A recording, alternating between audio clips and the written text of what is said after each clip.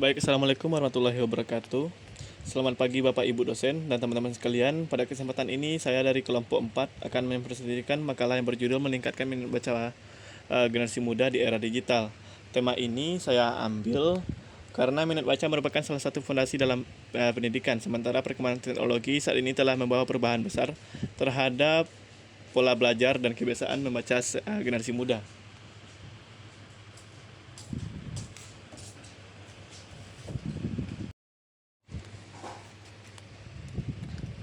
Pada penelitian ini kami membahas krisis literasi yang sedang dihadapi Indonesia. Yaitu fokus kami ada 3 hal, yaitu faktor-faktor yang mempengaruhi minat baca generasi muda, strategi yang digital yang dapat digunakan, dan peran literasi digital dalam menghadapi tantangan era informasi. Berdasarkan kajian literatur, kami menemukan bahwa peningkatan minat baca memerlukan kerjasama dari berbagai pihak, mulai dari keluarga, sekolah, pemerintah, hingga masyarakat secara luas. Kalau sudah.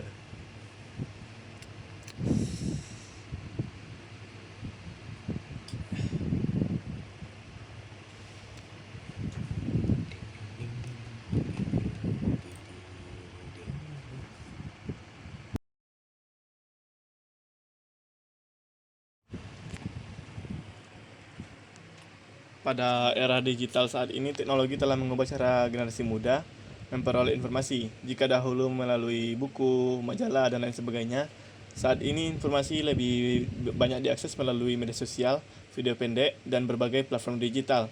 Akibatnya, kebiasaan membaca secara mendalam mulai berkurang karena generasi muda cenderung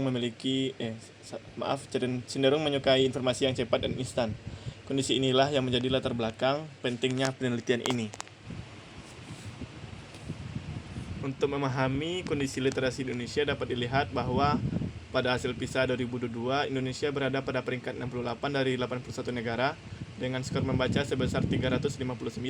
Selain itu, data UNESCO dan Perpusnas juga menunjukkan bahwa budaya membaca masyarakat Indonesia masih perlu ditingkatkan.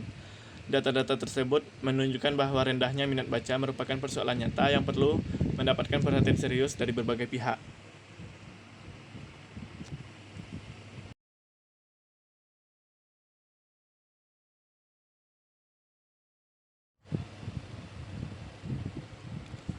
Pada bagian ini kami menggunakan teori uses and gratification. Teori ini menjelaskan bahwa individu secara aktif memiliki media yang dianggap mampu memenuhi kebutuhannya. Saat ini banyak generasi muda lebih memilih media sosial karena dianggap lebih menarik, cepat, dan menghibur dibandingkan membaca buku. Akibatnya, perhatian membaca mereka lebih terfragmentasi sehingga kemampuan membaca mereka cenderung menurun secara data.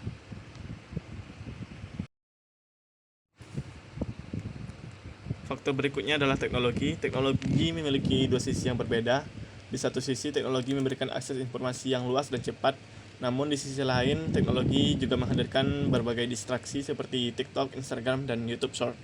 Oleh karena itu, teknologi seharusnya tidak dipandang sebagai ancaman, melainkan sebagai alat yang perlu digunakan secara bijaksana agar dapat mendukung budaya membaca.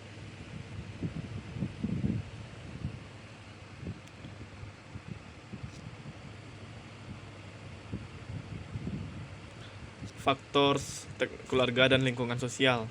Keluarga merupakan lingkungan pertama yang berperan dalam membentuk kebiasaan membaca anak. Anak yang terbiasa melihat orang tuanya biasanya memiliki motivasi membaca yang lebih tinggi. Selain itu, ketersediaan bahan bacaan yang menarik dan mudah diakses juga berpengaruh terhadap terbentuknya budaya membaca dalam jangka panjang. Berikutnya, faktor institusional. Selain keluarga, sekolah dan perpustakaan juga memiliki peran yang sangat penting, namun kenyataannya masih banyak perpustakaan yang kurang menarik bagi siswa. Selain itu, sistem pendidikan yang selalu berorientasi pada nilai dan ujian seringkali membuat membaca hanya dianggap sebagai kewajiban akademik. Padahal, tujuan utama membaca adalah memperoleh pengetahuan dan mengembangkan cara berpikir kritis.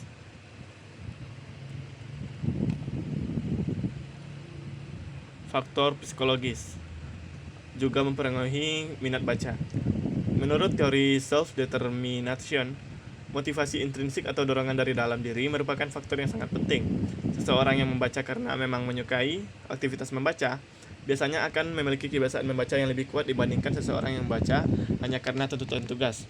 Oleh karena itu, perlu diciptakan pengalaman membaca yang menyenangkan agar motivasi intrinsik ini dapat berkembang.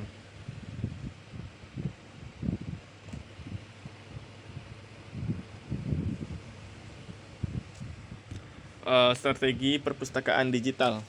Salah satu solusi yang dapat dilakukan adalah pemanfaatan perpustakaan digital. Saat ini terdapat berbagai platform seperti iPusnas dan layanan e-book yang memungkinkan generasi muda mengakses bahan bacaan dengan lebih mudah. Kehadiran perpustakaan digital menjadi sangat penting karena mampu menjangkau penggunaan tanpa dibatasi oleh ruang dan waktu. Selain perpustakaan digital, strategi lain yang dapat digunakan adalah gamifikasi. Gamifikasi merupakan penerapan unsur-unsur permainan dalam aktivitas membaca, misalnya pemberian poin, lencana, tantangan, atau penghargaan tertentu. Strategi ini terbukti mampu meningkatkan keterlibatan generasi muda karena membuat aktivitas membaca menjadi lebih menarik dan juga menyenangkan.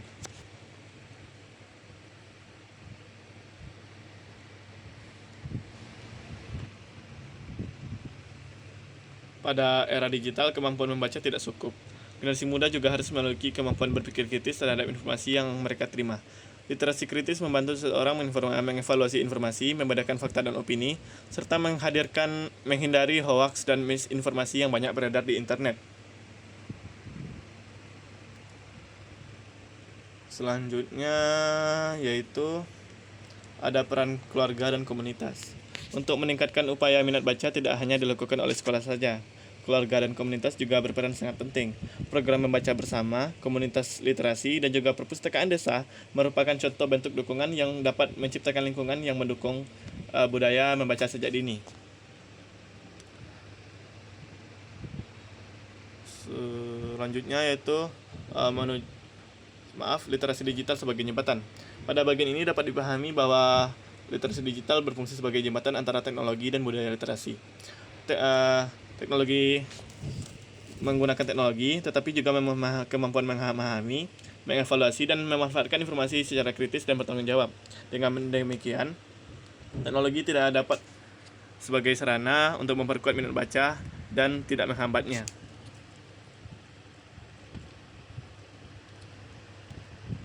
Menuju ekosistem literasi berkelanjutan. Ekosistem tersebut terdiri atas 4 pilar utama, yaitu kebijakan, teknologi, pendidikan, dan komunitas. Keempat pilar ini berjalan secara terpadu agar upaya peningkatan minat baca dapat berlangsung secara efektif dan berkelanjutan.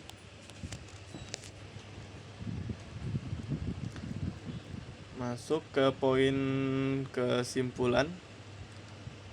Berdasarkan pembahasan yang telah dipaparkan, dapat disimpulkan bahwa rendahnya minat baca generasi muda dipengaruhi oleh berbagai faktor, baik teknologi, keluarga, institusi, maupun faktor psikologis. Teknologi bukan hanyalah penyebab tunggal, melainkan salah satu faktor yang dapat dikelola secara bijak. Oleh karena itu, peningkatan minat baca memerlukan pendekatan yang menyeluruh melalui kerjasama dari berbagai pihak.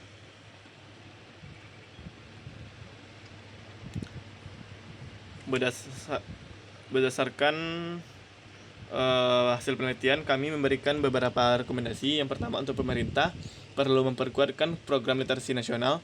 Yang kedua, institusi pendidikan perlu mengembangkan pembelajaran yang berorientasi kepada budaya literasi. Yang ketiga, keluarga dan masyarakat perlu membangun kebiasaan membaca sejak dini melalui program dan kegiatan literasi.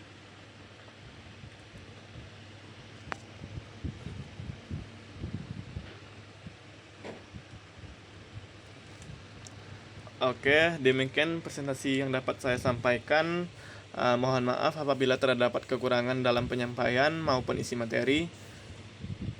Terima kasih atas perhatian dan dari teman-teman semua.